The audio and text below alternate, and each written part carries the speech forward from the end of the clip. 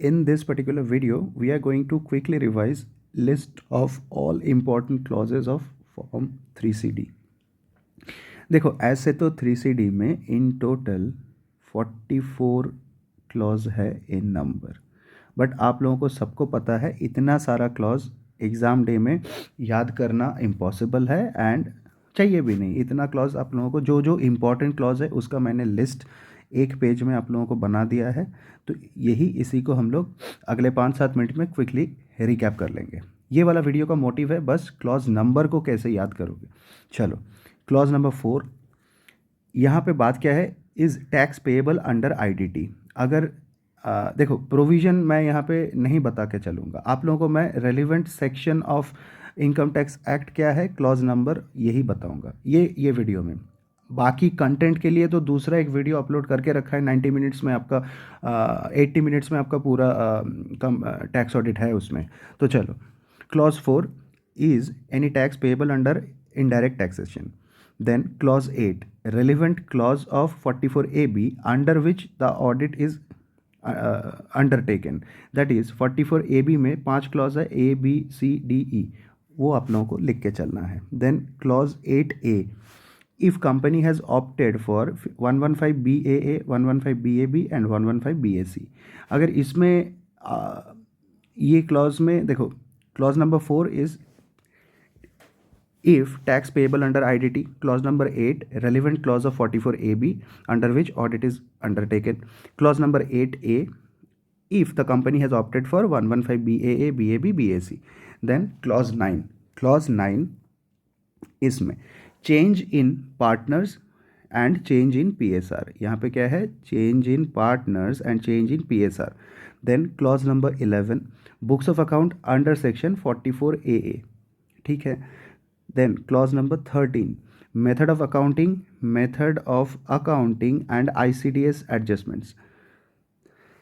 Then clause number 17, देखो clause number 17 में क्या है, land and building transferred without consideration or consideration less than stamp duty value। Clause 17, land और building transferred without consideration और consideration less then stamp duty value. यहाँ पे applicable section है capital gain का 50C and income from other sources का 56 to 10। यहाँ पे बात क्या है, जो आपका अगर विदाउट कंसिडरेशन है ये केस में एंटायर अमाउंट, यहाँ पे विदाउट कंसिडरेशन होगा तो देखो जहाँ पे विदाउट कंसिडरेशन है ये केस में एंटायर अमाउंट इफॉस में जाएगा, जहाँ पे consideration less then stamp duty value है यहाँ पे डिफरेंस जो अमाउंट है वो जाएगा इफॉस में। तो ठीक है। देन क्लॉज नंबर अपने आ जाते हैं क्लॉज नंबर 22। क्लॉज नंबर 22 में क्या है, इंटरेस्ट अंडर MSMED एक्ट। यहाँ पे आप लोगों को पता है एक पेनल इंटरेस्ट है 3 टाइम्स RBI नोटिफाइड रेट का 3 टाइम्स पेनल इंटरेस्ट देना होगा। एंड ये जो पेनल इंटरेस्ट है ये डिसअलाउड होता है, ये ऑडिटर को ये ध्यान रखना होगा। एंड तीसरा चीज़ क्या है, जो यहाँ पे सप्लायर है उसका वैलिड MSME रजिस्ट्रेशन है कि नहीं। ठीक है। Then clause 23, excess payment to relatives. यहाँ पे एप्लीकेबल सेक्शन है 40A-2A। Clause number 26, payment based deductions, जो इनकम टैक्स में 43B सेक्शन एप्लीकेबल होता है। क्लॉज नंबर 28, शेयर्स ऑफ, देखो ये क्लॉज 28 से लेके 29B तक ये जो सेक्शन आप लोगों को मैं करा रहा हूँ, आई एम सॉरी इरेज हो गया। यहाँ पे क्लॉज 28 से लेके 29B तक ये बहुत इंपॉर्टेंट है, इसको एक सीरीज में आप लोग याद रखोगे। मैं इसको एक अलग सा कलर में हाईलाइट कर रहा हूँ। Clause number 28, shares of public company received, यहाँ पे एप्लीकेबल सेक्शन है 56 to 7A। Then clause number 29, shares of public company issued at premium, इसमें 56 to subsection 7B। Clause number 29A, advance receive, देखो यहाँ पे क्या है, advance forfeited 56 to 9। Then clause number 29B, receives property for inadequate consideration, ये है 56 to 10। ये इफॉस वाला जो चारों सेक्शन है ये बहुत ही इंपॉर्टेंट है, इसको आप लोग एक बंच में याद रखना। तो उसके बाद अपने आ जाते हैं क्लॉज 30 में। क्लॉज 30 क्या बोलता है?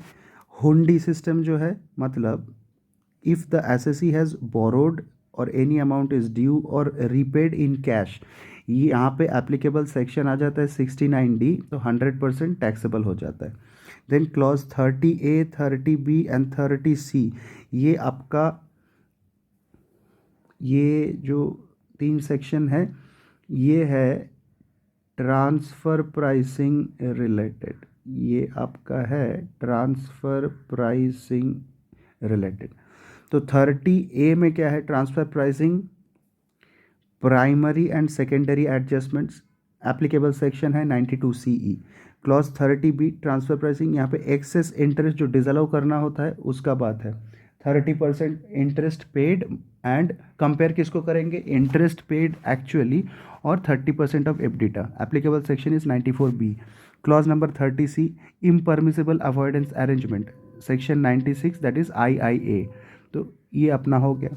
देन क्लॉज नंबर 31, देखो क्लॉज 31 क्या बोलता है?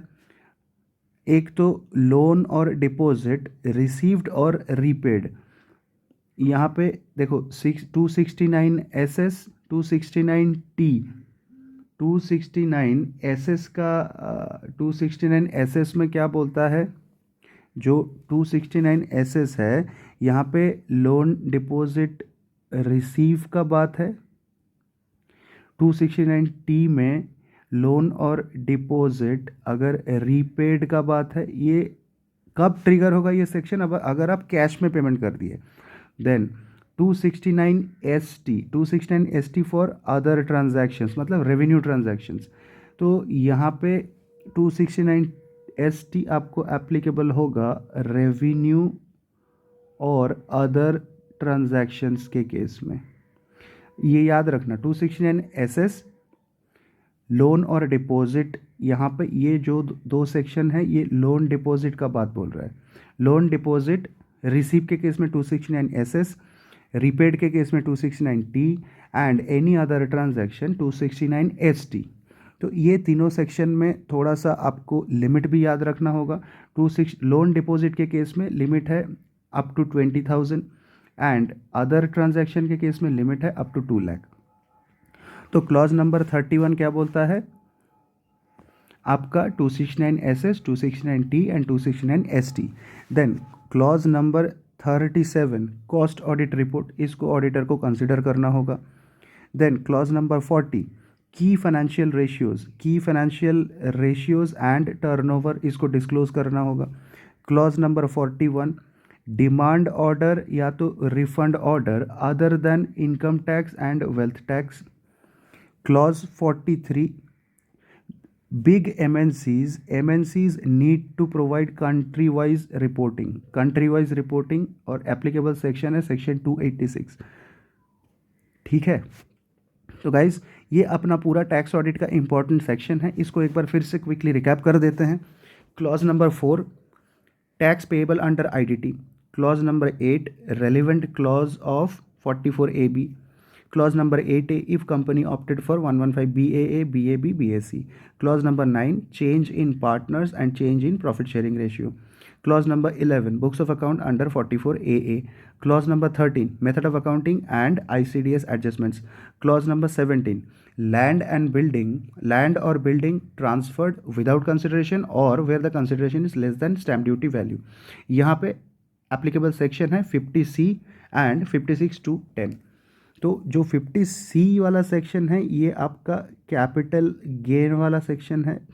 56 to 10 जो है ये आपका इनकम फ्रॉम अदर सोर्स वाला section. Then clause number 22 interest under MSMED। Clause number 22 interest under MSMED act, यहाँ पे 3 times RBI नोटिफाइड रेट में देना होता है एंड ये इंटरेस्ट एक्सपेंडिचर डिसअलाउड होता है। Clause number 23 excess payment to relative, ये है एक्सेस पेमेंट टू रिलेटिव, यहाँ पे सेक्शन है 48A। Clause number 26 payment based deduction, payment based deductions 43B। Clause number देखो इसको क्लॉज नंबर 23 को 26 में देखो, clause number 26 payment based deductions 43B।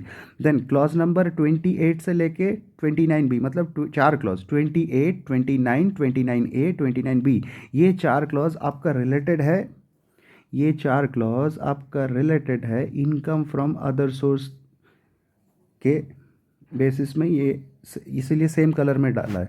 Clause 28 shares of private limited company received, एक तो विदाउट कंसिडरेशन या तो consideration less than the fair market value. यहाँ पे एप्लीकेबल सेक्शन है 56(2)(7 है। Clause 29 shares of shares of private company issued at a premium, ये case में 56(2)(7)(b। Then clause 29A advance received for capital asset forfeited, advance forfeited 56(2)(9। Then clause 29B where the assessee receives any property inadequate consideration, receives any property for inadequate consideration। यहाँ पे अगर property आपका land building हुआ, अगर property land building होता है, in that case आप लोग कंपेयर करोगे स्टैम्प ड्यूटी वैल्यू से।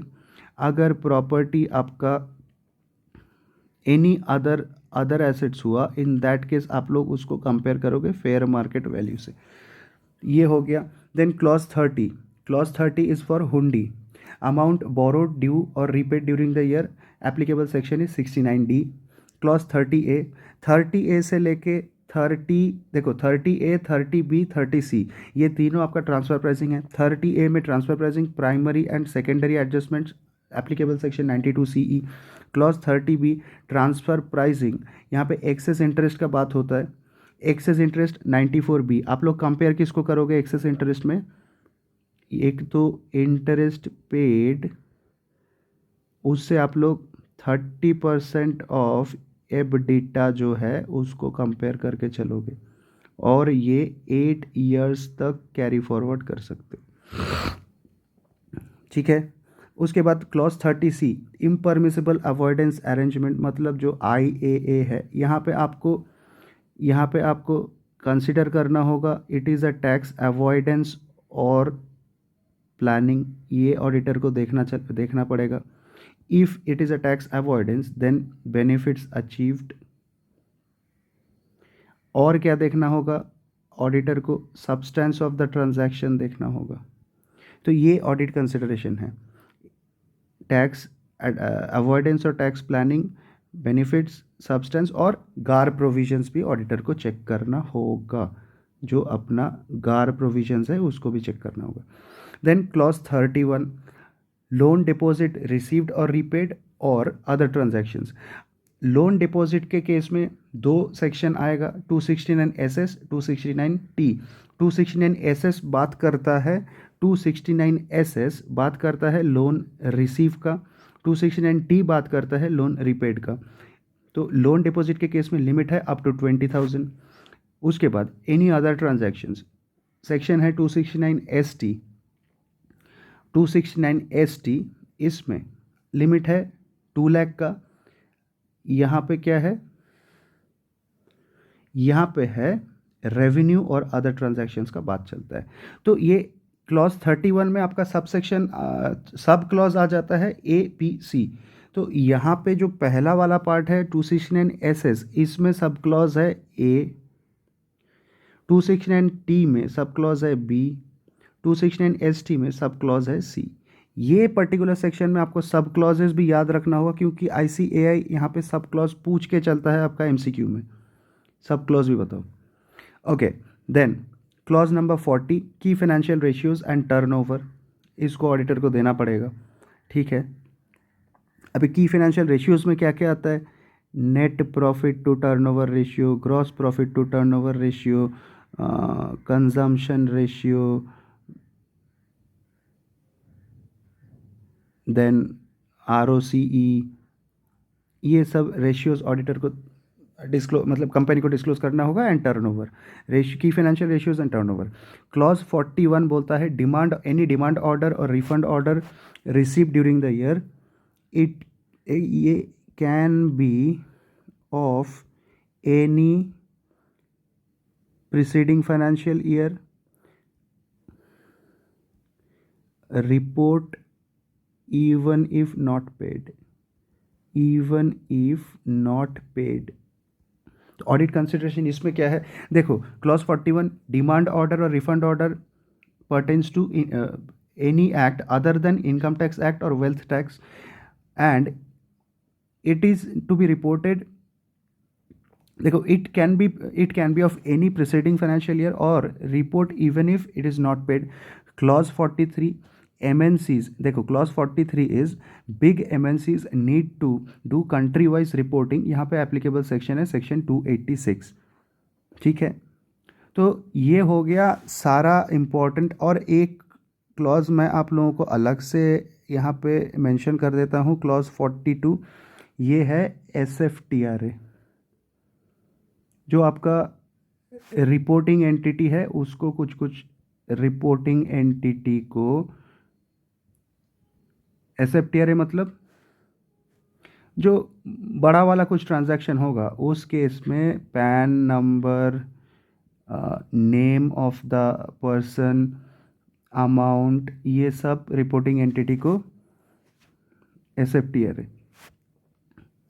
देखो फाइनेंस SFTRA क्या है, financial transactions and reportable accounts. तो यहाँ पे रिपोर्टिंग एंटिटी को एप्लीकेबल है बैंक, फाइनेंशियल इंस्टीट्यूशन, उसके केस में pan number, name and amount involve, उसको आपको रिपोर्ट करके चलना है। ये है आपका clause 42। This is bank, NBFC, public financial institutions etcetera के लिए एप्लीकेबल है। तो गाइस आई थिंक ये वाला वीडियो आप लोगों के लिए बहुत हेल्पफुल रहा होगा, एंड लास्ट डे रिवीजन में आप लोगों को ये क्लॉज नंबर याद करने में बड़ा ही आसानी होगा। और मैंने ये इंपॉर्टेंट क्लॉज ऐसे हवा में नहीं बनाया है, इंपॉर्टेंट इसलिए है कि ICAI का जितना भी केस बेस्ड MCQ है उसमें एंड जो भी पास्ट ईयर्स का क्वेश्चंस है, तो वो सब में जो जो क्लॉज का रेफरेंस ICAI ने आज तक लिया है वो सारा क्लॉज मैंने यहाँ पे इनकॉर्पोरेट किया है। सो to my best knowledge these clauses will suffice in your exam। so guys अच्छे से पढ़ाई करो, एग्ज़ाम में कुछ ही दिन बचा है, तो अभी मैं ये सब स्पेशल टाइप का वीडियोस डाल रहा हूँ जो आप लोगों को कम टाइम में पूरा एक चैप्टर का ओवरव्यू दे दे। तो गाइज मिलेंगे अगले वीडियो में। अगला वीडियो किस बात का होगा, अगला वीडियो में जितना भी आप लोगों का स्टैंडर्ड्स ऑन ऑडिटिंग है वो सब का नाम और नंबर मैं आप लोगों को एक लिस्ट में रिवाइज कराऊंगा। अभी नाम और नंबर बहुत इंपॉर्टेंट है। बहुत सारे स्टूडेंट्स क्या करते हैं, ऐसे का नाम तो कोट करके आ जाते हैं बट ऐसे का जो टाइटल है वो टाइटल कोट नहीं कर पाते हैं। तो यहाँ पे देखो नाम और टाइटल कोड करने का 1 मार्क्स ICAI अलॉट करके चलता है। जनरली आप देखोगे ऐसे वाले क्वेश्चंस में बच्चे बोलते हैं कि यार मार्क्स नहीं मिलता है। अरे मार्क्स तो तब मिलेगा ना आप जब पूरा उसको शिद्दत से पूरा टाइटल लिखोगे। वो टाइटल और नाम लिखने का 1 मार्क अलॉट हो जाता। आप सोचो ना, आप वो मतलब 5 ऐसे का क्वेश्चन आप एग्जाम में अटेम्प्ट करोगे, उसमें से आप अगर इतना ढंग से कर लिए तो 1 मार्क आपको 5 क्वेश्चन का 5 मार्क एडिशनली मिल जाएगा। Why to sacrifice those things. तो गाइज मिलते हैं अगले वीडियो में, तब तक के लिए bye bye, take care, love you all, Jai Hind.